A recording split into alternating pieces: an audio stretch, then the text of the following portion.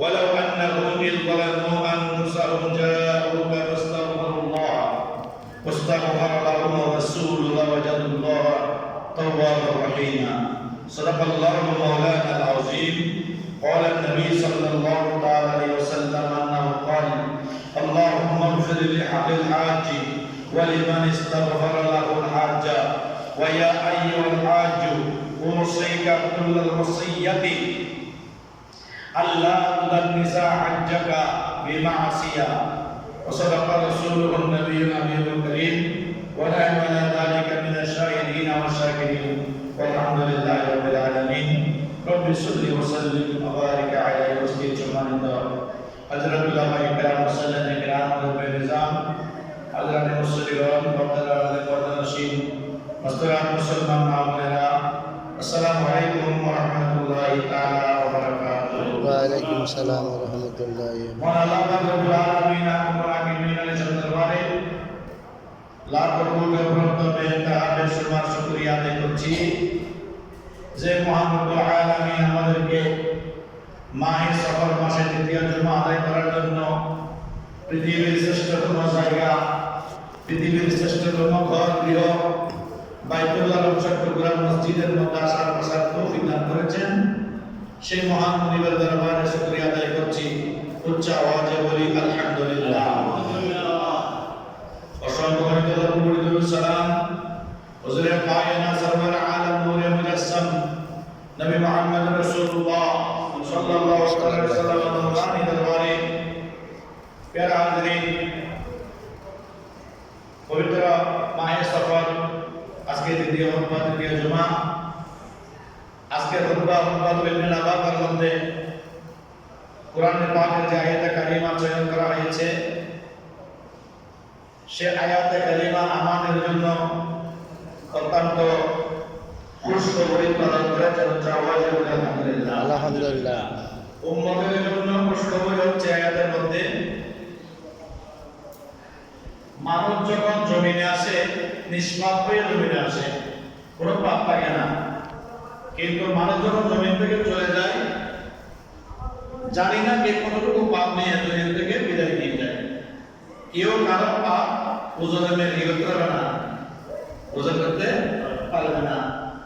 এমন অনেক ব্যক্তি আছে যারা জমিন থেকে একদম নিষ্পাপ হয়ে মাসুম হয়ে আল্লাহ বন্ধু হয়ে জমিন থেকে চলে যায়। সুবহানাল্লাহ। কিছু বান্দারা আছে জমিনে সারা জীবন আল্লাহ আকরামের মধ্যে কাটিয়েছে, মৃত্যুর সময় সে বান্দা হারা হয়ে জমিন থেকে চলে গেছে। এর আল্লাহ নবী সাল্লাল্লাহু আলাইহি সাল্লামকে আল্লাহ রাব্বুল আলামিন বলেন, আই হাবিব,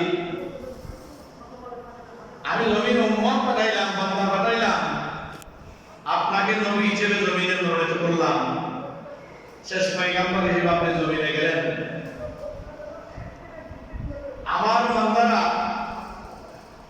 অন্যায় করে অপরাধ করে আমার কাছে আসতে লজ্জা বোধ করে, তারা লজ্জা পায়। এত অপরাধ করার পরে কেমনে আল্লাহর কাছে আমি যাই, কেমনে আল্লাহ দরবারে আমি মুখ দেখাবো?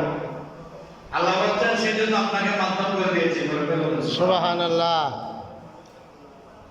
এটা বলছেন বিসমিল্লাহির রহমানির রহিম, ওয়ালাউ আন্নাহুম ইয যালামু আনফুসাহুম জাআউকা ফাস্তাগফিরুল্লাহ ওয়াস্তাগফারা লাহুমুর রাসূল লাওয়াজাদুল্লাহ তাওয়াবার রহিমা। সুবহানাল্লাহ।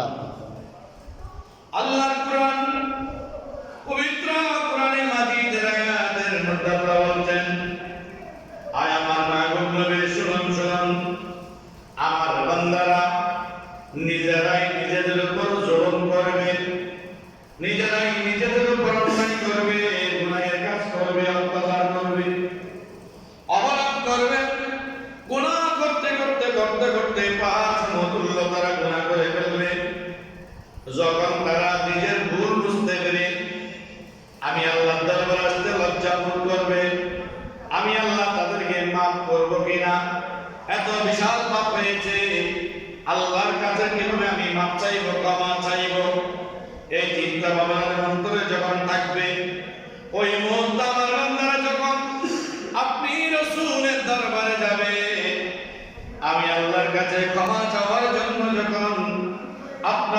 সুপারিশ কামনা করবে, জাউকা, আপনার কাছে যাবে। কি জন্য যাবে? ফাস্তাগফিরুল্লাহ, আল্লাহর কাছে ক্ষমা প্রার্থনা করার জন্য, অপরাধ ক্ষমা চাওয়ার জন্য যখন আপনি রাসূলের দরবারে গিয়ে উপস্থিত হবে, ফাস্তাগফিরুল্লাহ, আমি আল্লাহ তাদেরকে ক্ষমা করে দেব। সুবহানাল্লাহ। যদি ওয়াস্তাগফার লাহুমুর রাসূল, আমার দয়াল নবী ওই সমস্ত উম্মতদের পক্ষ হয়ে আমি আল্লাহর দরবারে ক্ষমা প্রার্থনা করবে, আল্লাহ আমার উম্মত ভুল করেছে, বাকি জীবন আর কোনোদিন সে ভুল করবে না, এই মর্মে তোমার দরবারে অ্যাপ্লিকেশন করতেছে, আরজি করতেছে, দরখাস্ত করতেছে, তার কি অপরাধগুলো ক্ষমা চাওয়ার জন্য। এই কথা যখন দয়াল নবীর নূরানি পবিত্র জবান মোবারক থেকে আল্লাহর দরবারে উম্মতের পক্ষ হইতে যখন মাপ চাইবে, আল্লাহ বললেন লাওয়াজাদুল্লাহ তাওয়াবার রহিমা, আমার বান্দারা আমি আল্লাহকে বড় ক্ষমাশীল তওবাকারী আল্লাহ হিসেবে পাবে। সুবহানাল্লাহ। সালাতুন ইয়া রাসূলুল্লাহ, ইয়া হাবিবাল্লাহ আলাইহি। আমার নবী অত্যন্ত মহব্বতের একজন সাহাবা, মায়ের সাথে অন্যায় করার কারণে, অপরাধ করার কারণে মা আলকামাকে মাফ করে নাই।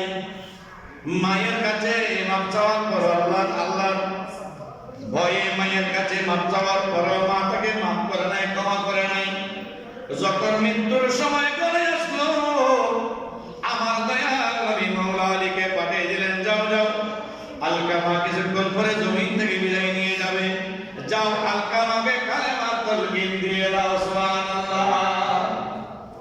অনেকে কবর তালকিন নিয়ে, কবর জিয়ারত নিয়ে, মৃত্যুর আগে ব্যক্তির কাছে গিয়ে সুরামূলক করা, ওই ব্যক্তিকে তওবা করা, এগুলো নিয়ে অনেকে অনেক রকমের অজুহাত দেখায়, বিভিন্ন রকমের সমালোচনা করে।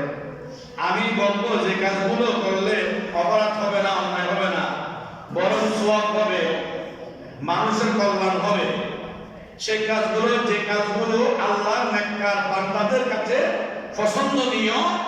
হাদিস শরীফে এভাবে আছে যে কাজগুলো আল্লাহর ওলিরা পছন্দ করে, আল্লাহর নেককার বান্দারা পছন্দ করে, ওই কাজগুলো আল্লাহর পছন্দ করে বলেছে। সুবহানাল্লাহ।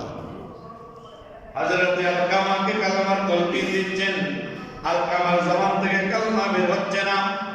রাসূলের দরবারে চলে গেলেন, ও আল্লাহর হাবিব, আলকামার জবান থেকে তো কালেমা আসছে না, বেঈমান হয়ে নাকি জমিন থেকে চলে যায়। আমার দয়াল নবী সরাসরি আলকামার ঘরের মধ্যে তশরিফ নিয়ে গেলেন।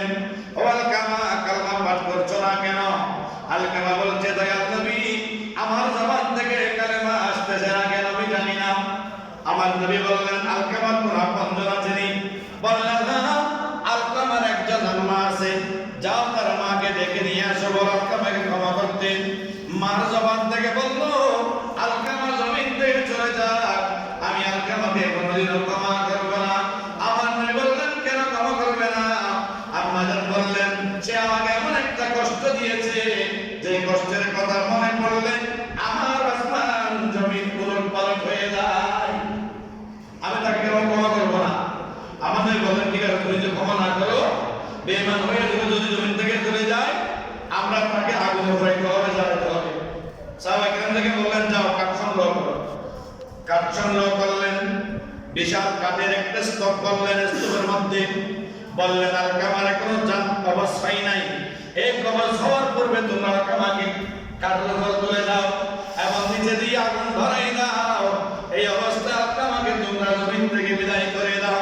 একথা যখন আমার দয়াল নবীর জবানে বললেন, আম্মা জান দেরি করে না, চিল্লায় বলেন, ইয়া রাসূলুল্লাহ সাল্লাল্লাহু আলাইহি সাল্লাম, আমি আমার সন্তানকে আউয়াল আখিরে মাফ করে দিলাম। সুবহানাল্লাহ।